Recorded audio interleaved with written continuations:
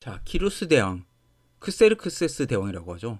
페르시아 캄비세스 1세와 메디아 황제 아스티아게스의 딸 만다나사의 외아들로 태어났어요.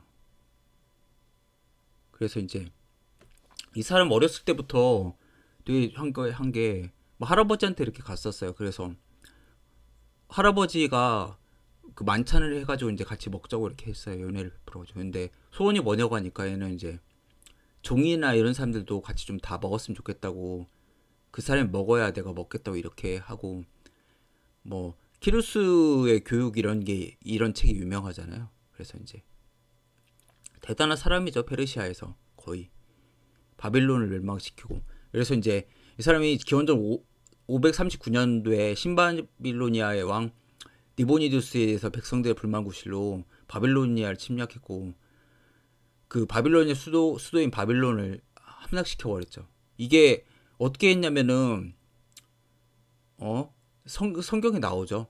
성경 그 다니엘서에 나오고. 그리고 키스루 2세는 바빌론 왕, 수메르 아카드 왕, 세계의 사면의 왕이라고 했죠.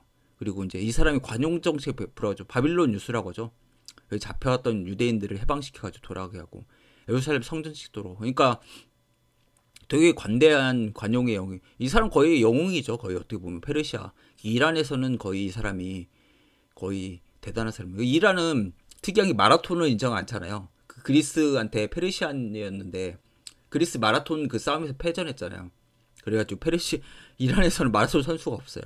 그래서 바빌론 성벽이 대단한 거죠.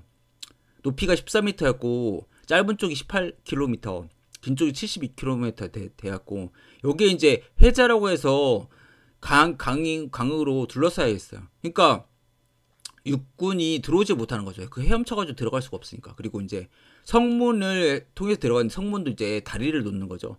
적교처럼 이렇게 해가지고 이렇게 다리를 늘어뜨려 놔야지 거기를 통해서 들어가는 건데, 만약에 그걸 딱 닫아버리면 강물에 딱 들러싸여가지고 도저히 못 들어가는 거잖아요. 그래서 이제 뭐 우라시 자바바 뭐 아다드 이런 정문, 이슈타르문 이런 것도 있죠. 예. 그래서 이걸로도 이제 해자로 뭐 생활용수도 사용하고 이렇게 했죠. 그래서 이제 네부칸네자드가 죽은 후에 손자가 왕권을 이어받아가지고 이제 굉장히 이렇게 그래도 번영을 했죠. 그래서 이제 페르시아가 갑자기 바빌로니아에 필적할 만큼 강력했죠. 그래서 바빌로니아는 성경에서는 그 금이라고 하잖아요. 금머리. 페르시아는 메디아를 정벌해가지고 메데 페르시아는 뭡니까? 은이죠. 은이고 어깨죠.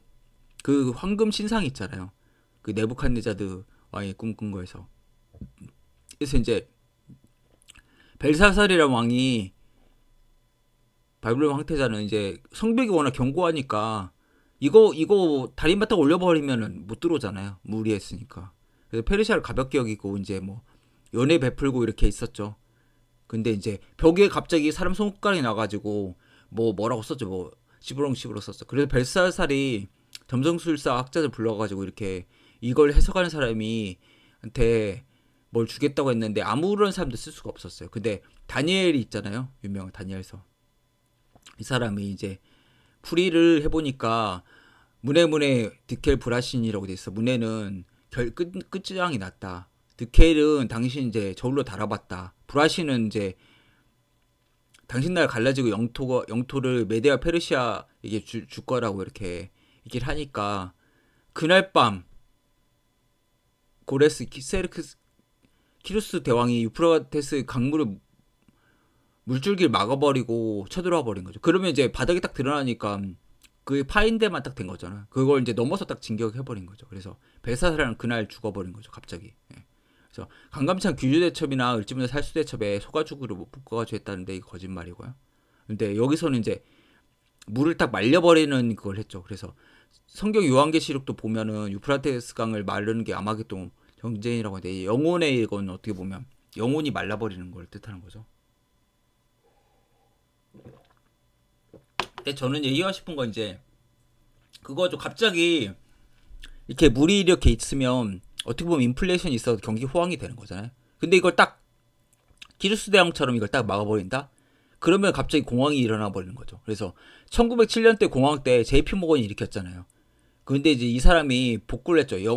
은행들한테 압박가해가지고 니네들이 돈 좀 이렇게 꺼져라 이렇게 해가지고 이제 그때 공황 피했는데 또 한 번 또 공황이 있으니까 이제 미국은 중앙은행을 해야 된다. 1913년도에 이렇게 했죠. 근데 하지 않았죠. 1929년도 위기 대공황 시절에 JP 모건 한 건 하지 않았고 프리드만 유명한 사람이죠. 그래서 지킬섬에서 크리스마스 다 휴가 간 날 연방준비은행 이렇게 만들려고 작당을 짜가지고 이렇게 음모로 이렇게 한 거죠. 나치 통과시켰죠. 다 휴가 갔는데 의원들이. 그래서 이제 생산하는 거에서 많이 갑자기 소비가 되지 않는 거죠. 어떻게 보면 그게 공황이잖아요. 예. 결국은 이제 그게 그러면은 바닥을 드러나는 경기가 그럼 이제 공황이 일어나는 거죠. 그래서 대공황은 뉴딜 정책이 아니라 뭐 사기꾼이죠. 어떻게 보면 뉴딜 정책이란 거 루즈벨트 대통령 뭐 킨제이가 아니라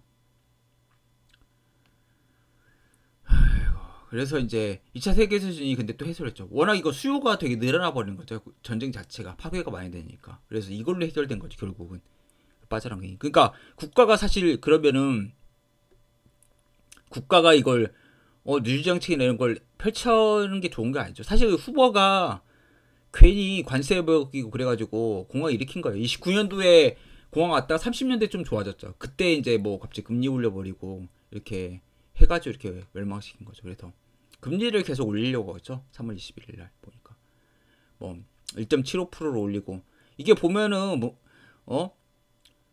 딱 보면은 레이건 대통령이 딱 한 거랑 똑같지 않습니까? 낮았다가 갑자기 막 올려가지고 금리 올라가 있는 것 자체는 안 좋은데 올리는 것 자체가 안 좋은 거죠. 이런 방향성이. 그러면 이제 시중에 돈이 말라버린 거죠. 그 바빌론 물처럼. 그러면 이제 공황이 일어난 거고 이제 미국 달러는 붕괴하는 거죠. 트럼프가 심슨에서도 미국 완전 경제 망쳐먹는다고 나오잖아요. 그 사람이 할 일은 그거고. 그래서 달러가 붕괴된 세상에서 금이 진짜 가치를 하는 게 맞는데 또 금이 사용될 수는 없는 거죠. 아이가 돼서 어른이 됐는데 이미 경제 수준 자체가 다시 아이 옷 입는 거랑 똑같은 거죠. 그래서 이제 암호화폐가 대체 수단이 될 거고 달러가 없어진 데서는. 그리고 이제 이게 그런 실험들 자체가 베네수엘라 경제가 인플레이션은 거의 파탄이 나가지고 페트로 대단한 거예요. 어떻게 보면 이걸 생각한 것 자체가 대단한 거죠. 석유랑 연동해가지고 이렇게 페트로를 만들었다는 것 자체가 인플레이션 워낙 심하니까. 있습니다.